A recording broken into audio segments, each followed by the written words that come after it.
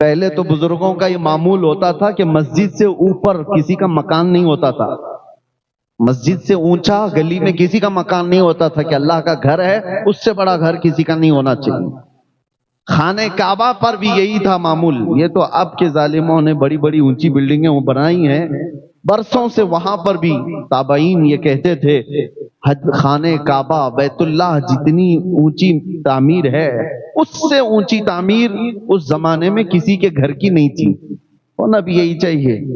ہم اپنی استطاعت کے مطابق اللہ کے گھر کو خوب سجاتے ہیں، آپ نے بھی بہت سجایا ہے، آج اس کا افتتاح ہے، لیکن ایک سوال کبھی آپ کمیٹی والوں سے کرتے، امام سے کرتے کہ یہ پورا مکان اللہ کا، یہ گھر پورا سج تو چکا ہے لیکن اس میں کہیں خدا کی تصویر کیوں نہیں ہے؟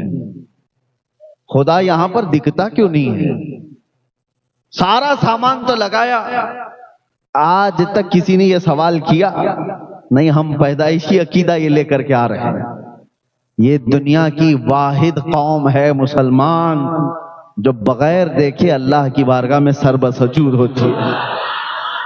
وہ دوسری قومیں ہیں جن کو جھکنے کے لیے سامنے دیکھنا پڑتا ہے، اور قرآن میں مولا نے ہماری تعریف میں یہ فرمایا یؤمنون بالغیب، یہ وہ لوگ ہیں جو غیب پر ایمان لاتے ہیں۔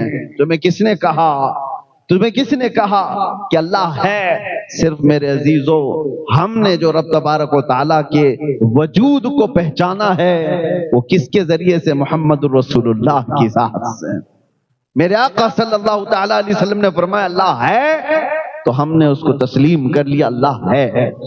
اب یہاں پر بہت سارے ملحدین جو آج کے زمانے میں ایتھیزم جو پھیلا ہوا ہے، ایک عجیب سی بات ہے، وہ بہت ساری چیزوں کو ایکسپٹ کرتے ہیں اور کچھ چیزوں کو ایسا اگنور کرتے ہیں، نکارتے ہیں۔ حیرت کی بات ہے، ایک نوجوان لڑکا ہے، اس سے میں نے پوچھا، کہا کہ ہم سائنٹیفک بات کرتے ہیں، جو چیز دکھ رہی ہے ہم اس کو مان رہے ہیں، جو چیز نہیں دکھ رہی ہے آپ خدا کے ہونے کو کیوں ہم کو منوا رہے ہیں؟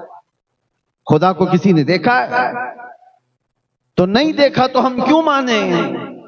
اور جو چیز دیکھی ہے اس کو تو ہم مانتے ہیں۔ تو میں نے کہا اگر یہی اصول ہے تو مجھے بتاؤ، چاند کی زمین، چاند کے اوپر جانے کے بعد وہاں کی زمین، وہاں کی گریویٹی کیسی ہے؟ کہا وہ زمین کے برابر نہیں ہے، گریویٹی نہیں ہے۔ چاند پر جانے کے بعد وہاں کی گریویٹی، زمین کی گریویٹی بہت الگ ہو جاتی ہے، وہاں کا سب کچھ الگ ہے۔ کہا یہ بات تو ٹھیک ہے۔ سورج کے اندر کتنے سیلسیس ڈگری پاور ہے، کتنی گرمی ہے؟ اس نے کہا کہ اتنے اتنے ہوتا ہے، اتنے لاکھ سیلسیس ڈگری کی گرمی اس کے اندر ہوتی ہے۔ اب ہم نے ان سے یہی سوال کیا، کیا تم گئے تھے چاند میں یا تمہارا باپ گیا تھا؟ اور سورج کی اس گرمی کو کون ناپ کر کے دیکھا ہے؟ کہا فلاں سائنٹسٹ نے کہا ہے۔ چاند کے بارے میں کہا نیل آرمسٹرانگ گیا تھا اور اس نے بتایا وہاں کی مٹی ایسی ہے، فلاں ایسا۔ کہا فرق تو یہی ہے، تو بھی سنی ہوئی بات کو ہی مان رہا ہے، ہم بھی سنی ہوئی بات کو مان رہے ہیں، اور تو نیل آرمسٹرانگ کا مرید ہے اور میں محمد الرسول اللہ۔ تو دنیا کے ایک سائنسدان کی بات پر یقین کر کے بیٹھا ہوا ہے، چاند ایسا ہے، تو خود بھی نہیں گیا۔ کہتا ہے کہ سائنس نے ترقی کی، سائنس بھی کسی کی بات پر ہی چل رہا ہے، وہ چاہے نیوٹن ہو، آئنسٹائن ہو، ڈاروین ہو، ان کی جو تھیوریاں چل رہی ہیں، دنیا بڑی بیوقوف بن جاتی ہے۔ یہ لوگ بیٹھ کر کے ڈیبیٹ کرتے ہیں، ان سے پوچھو کیا یہ تھیوری تمہاری ہے، تم نے مشاہدہ کیا؟ کہ نہیں، فلاں سائنٹسٹ نے، فلاں سائنٹسٹ کی بات پر تو تجھے یقین ہے، اور ہمیں غوث و خواجہ کی بات پر کیوں نہ یقین ہو؟ اور رہی بات، تم کہتے ہو جو چیز دیکھی ہوئی ہے اسی کو مانا جاتا ہے، جو چیز دیکھی ہوئی ہے اسی کو مانتے ہیں ہم۔ تم نے نہیں دیکھا کہ چاند کی زمین کیسی ہے، ایک سائنسدان نے دیکھا چاند کی زمین ایسی ہے، تم نے مان لیا، اور ہم سے کہتے ہو خدا نہیں دیکھا تو کیوں مانتے ہو؟ ہاں میں نے نہیں دیکھا، معراج کی شب میرے مصطفیٰ نے ضرور دیکھا۔